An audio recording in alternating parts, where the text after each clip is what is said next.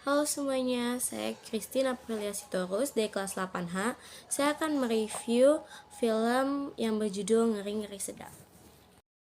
Oke, sebelum kita lanjut nge-review filmnya, kita lihat dulu cuplikannya. Aku cuma rindu sama anak-anakku. Memangnya kau pikir kalau kita berantem macam gini bisa bikin anak-anakmu itu pulang? Kenapa harus sih, Mak? Mau Batak, mau Sunda, kan sama-sama manusia, Mak. Kau itu anak pertama, Ma. Kau yang melanjutkan marga. Tema yang bisa kita ambil dari Ngeri-Ngeri Sedap adalah bagaimana keluarga yang tumbuh dalam masa yang berbeda. Dalam film Ngeri-Ngeri Sedap mempunyai 6 tokoh utama. Yang pertama itu ada Padomu. Padomu mempunyai sikap keras kepala dan juga mempunyai ekspektasi tinggi kepada anak-anaknya. Yang kedua ada Madomu. Madomu penyayang, penyabar, dan juga penurut. Yang ketiga ada Domu, anak pertamanya. Dia mempunyai sifat keras kepala dan penyayang. Yang keempat ada Sarma, dia anak keduanya, yaitu dia mempunyai sikap penyayang, penyabar, dan juga penurut. Yang kelima ada Gabe. Gabe mempunyai sifat keras kepala dan juga agak sedikit penyayang. Yang keenam yaitu Sahat, anak keempatnya. Ia mempunyai sikap agak sedikit keras kepala dan agak sedikit penurut, tetapi dia penyayang. Terdapat dua latar waktu, awalnya dan suatu hari. Mempunyai 3 latar tempat: bukit, perkotaan, perdesaan. Mempunyai juga 3 latar suasana: senang, sedih, dan lucu.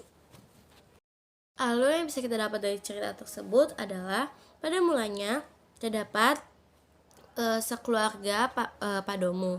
Dan Padomu dan Madomu sangat merindukan ketiga anaknya yang merantau ke tanah Jawa. Pada suatu hari ia menelpon ketiga anaknya untuk meminta pulang karena sudah lebih dari 3 tahun ketiga anak mereka tidak pulang. Saat ia menelpon, anak-anaknya tidak ada yang ingin pulang. Selanjutnya, pada saat ditanya oleh anak-anaknya, Padomu dan Madomu hanya terdiam. Lalu keempat anaknya ingin menghibur Madomu dan Padomu dan mereka membawa ke perbukitan. Dan mereka ingin agar Padomu dan Madomu tidak jadi bercerai. Kemudian pada suatu hari keempat anaknya mengetahui bahwa ini adalah sandiwara oleh Padomu dan Madomu. Lalu anak-anaknya pergi pulang ke tanah Jawa dan mereka merasa kecewa dan sedih. Lalu saat Padomu dan Madomu meminta agar anak-anaknya tidak pulang, anak-anaknya hanya mengempaskan tangannya dan pergi untuk melanjutkan pulang ke tanah Jawa. Lalu Padomu dan Madomu menelpon anak-anaknya, tetapi tidak ada yang ingin mengangkat teleponnya. Lalu Madomu pun merasa sedih dan merasa kecewa kepada Padomu karena sikap dia yang sangat gigih kepada anak-anaknya, yang sangat ingin mengatur dan sangat egois kepada anak-anaknya. Madomu pun memutuskan untuk meninggalkan Padomu dan Madomu pulang ke rumah ayah dan ibunya. Saat itu juga Padomu merasa kecewa akan penyesalannya dan juga Padomu berusaha untuk meminta maaf kepada istrinya, Madomu, dan ia menyamperin istrinya ke rumah ayah dan ibu Madomu.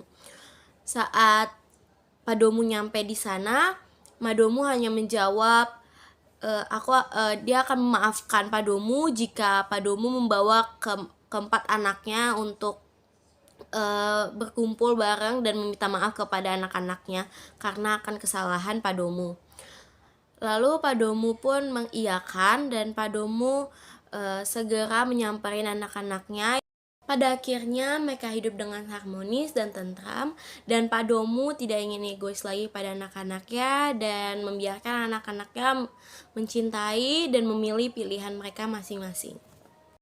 Manfaat yang bisa kita ambil dari video ini adalah kita harus sering berkomunikasi dengan keluarga dan juga tidak egois terhadap keluarga masing-masing dan juga mau mendengarkan pendapat-pendapat. Sekian dari saya, kurang lebihnya mohon maaf. Terima kasih.